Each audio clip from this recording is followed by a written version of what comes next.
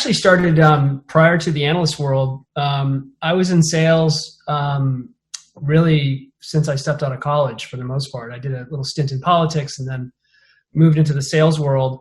And my first management opportunity was actually with Anheuser-Busch, the beer company. And that's really where I got really got started into sales management.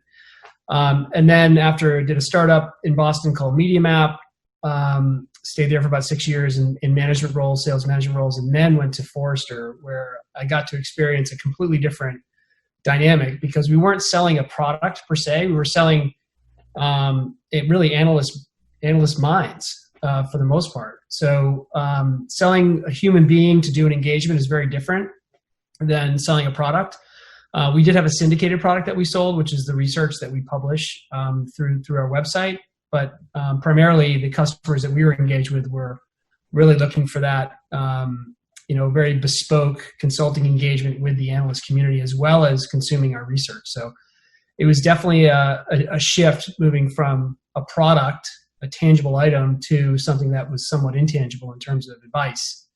And then, when I went to Salesforce, I got there in late 2010. And at that point, I literally thought the party was over.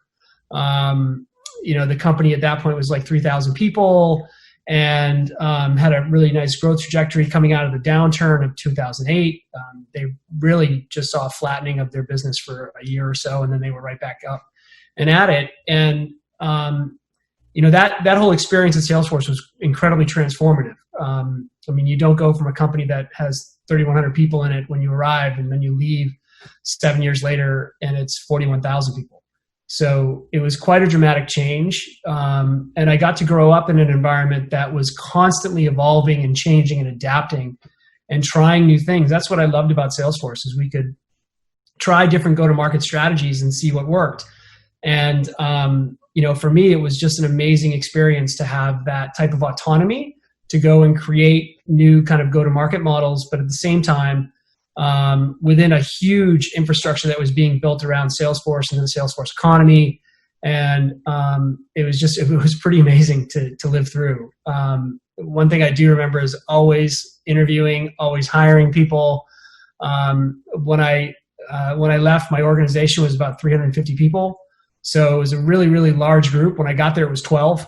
So, you just go through that kind of experience, and it just changes your thinking and changes your mindset in terms of how do you set up a sales organization? How do you optimize it? How do you use capacity modeling to understand exactly how to extract the revenue that you need in order to hit your number? It was just a phenomenal experience.